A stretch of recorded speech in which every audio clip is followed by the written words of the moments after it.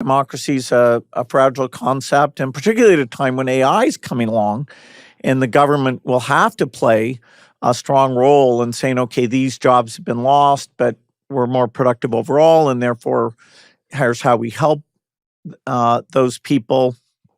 How do we keep AI as a primarily beneficial thing versus a thing that bad people use and it messes up these job markets?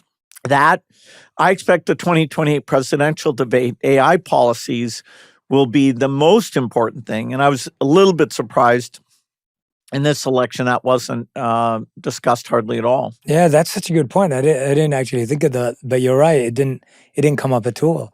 Yeah, that's fascinating.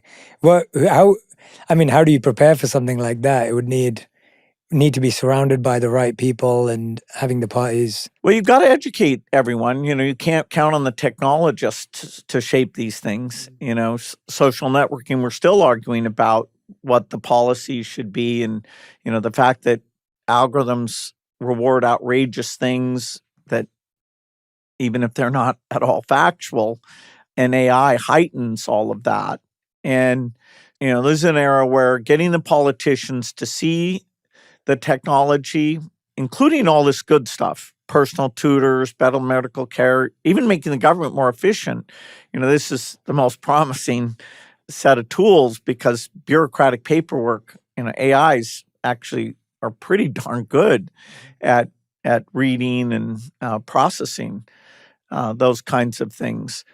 So, we're on the precipice of these AI breakthroughs, the reliability and capabilities. It's kind of an extension of what I worked on as a child, personal computers, then internet, then cell phones, and now AI.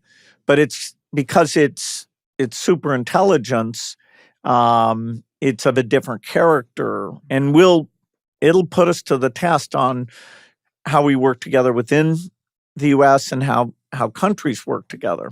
Yeah, it's interesting because as you were talking about social media there, I think Mark Zuckerberg on Joe Rogan was saying that they are taking away their fact checkers, and I believe X is doing something similar. What was your take on that?